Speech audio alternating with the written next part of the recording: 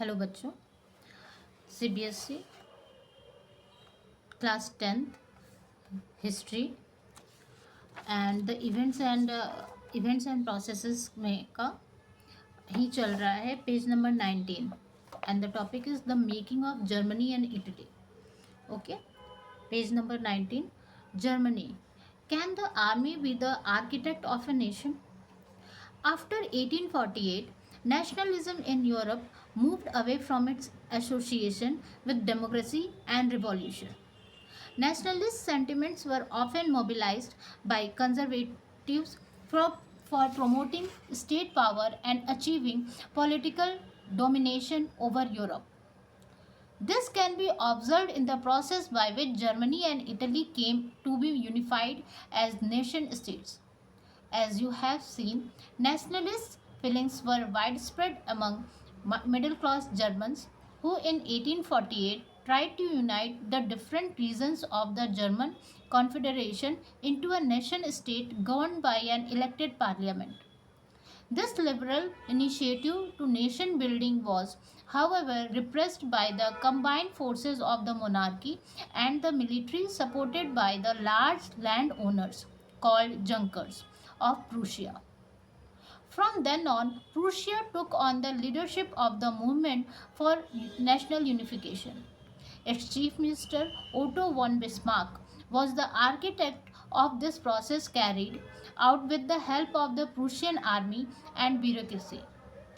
Three wars over 7 years with Austria, Denmark, and France ended in Prussian victory and completed the process of unification. In January 1871, the Prussian king William I was proclaimed German emperor in the ceremony held at Versailles. On the bitterly cold morning of 18 January 1871, an assembly comprising the princes of the German states, representatives of the army, important Prussian ministers, including the chief minister Otto von Bismarck, gathered in the unheated hall of mirrors in the palace of Versailles to proclaim the new German Empire headed by Kaiser William I of Prussia.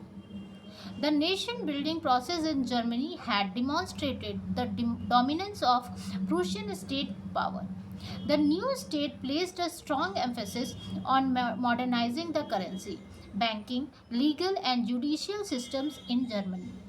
Prussian measures and practices often became a model for the rest of Germany.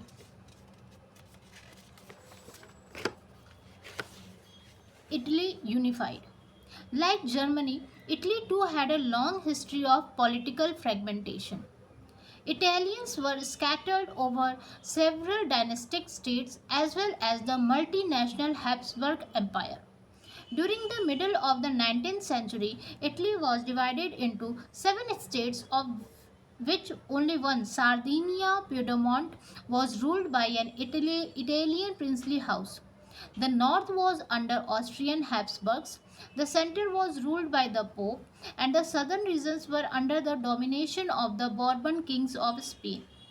Even the Italian language had not acquired one common form and still had many regional and local variations. During the 1830s, Giuseppe Mazzini had sought to put together a coherent program for a unitary Italian republic. He had also formed a secret society called Young Italy for the dissemination of his goals. The failure of revolutionary uprisings both in 1831 and 1848 meant that the mantle now fell of Sardinia Piedmont under its ruler King Victor Emmanuel II to unify the Italian states through war.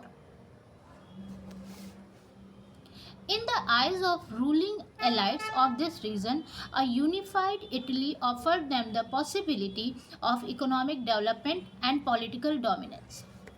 Chief Minister Cavour, who led the movement to unify the regions of Italy, was neither a revolutionary nor a democrat. Like many other wealthy and educated members of the Italian elite, he spoke French much better than he did Italian.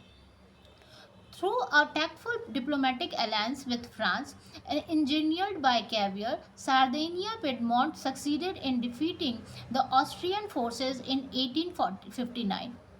Apart from regular troops, a large number of armed volunteers under the leadership of Giuseppe Garibaldi joined the fray. In 1860, they marched into South Italy and Kingdom of the Two Sicilies and succeeded in winning the support of the local peasants in order to drive out the Spanish rulers.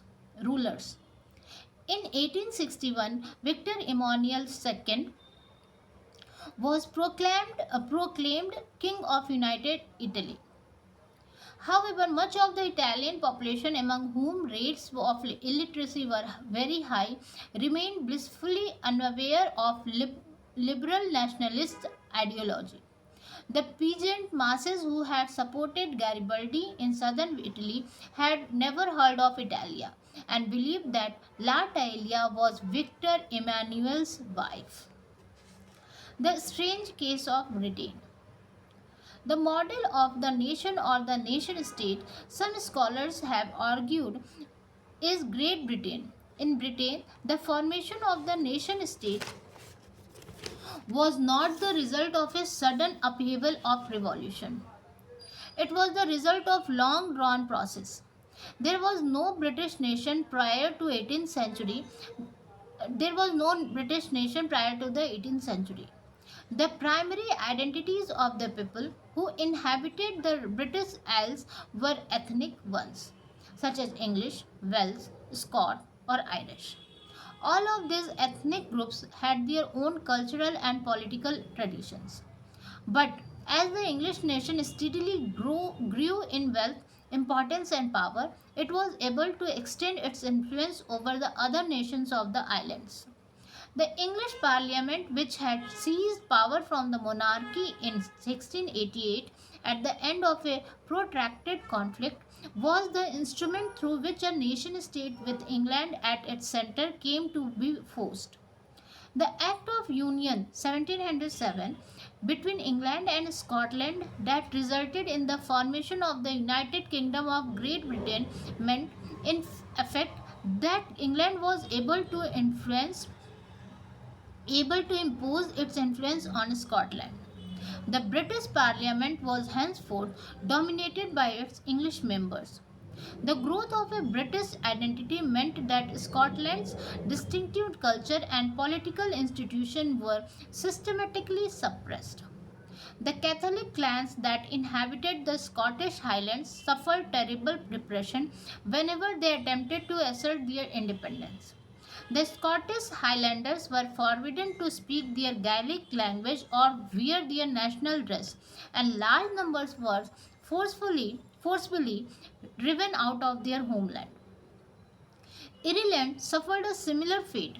It was a country deeply divided between Catholics and Protestants. The English helped the Protestants of Ireland to establish their dominance over a largely Catholic country. Catholic revolts against British dominance were suppressed. After a failed revolt led by Wolfe Tone and his United Irishmen 1798, Ireland was forcibly incorporated into the United Kingdom in 1801. A new British nation was forged through the propagation of a dominant English culture. The symbols of the New Britain, the British flag, Union Jack, the national anthem, God Save Our Noble King, the English language were actively promoted, and the older nations survived only as subordinate partners in this union.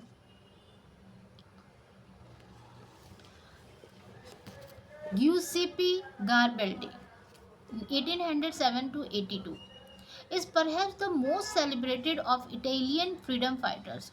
He came from a family engaged in coastal trade and was a sailor in the merchant navy. In 1833, he met Mazzini, joined the Young Italy movement, and participated in a republic uprising in Piedmont in 1834. The uprising was suppressed and Garibaldi had to flee to South America, where he lived in exile till 1848. In 1854, he supported Victor Emmanuel II in his efforts to unify the Italian states. In 1860, Garibaldi led the famous expedition of the Thousand to South Italy.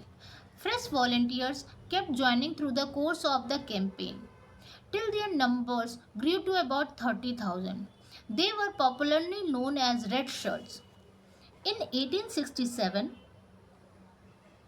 Garibaldi led an army of volunteers to Rome to fight the last obstacle to the unification of Italy. The Papal States were a French garrison was stationed. The Red Shirts proved to be no match for the combined French and Papal troops. It was only in 1870 when, during the war with the Prussia, France withdrew its troops from Rome, that the Papal States were finally joined to Italy. Okay, this is for uh, now next visualizing the nation in the next video. Thank you.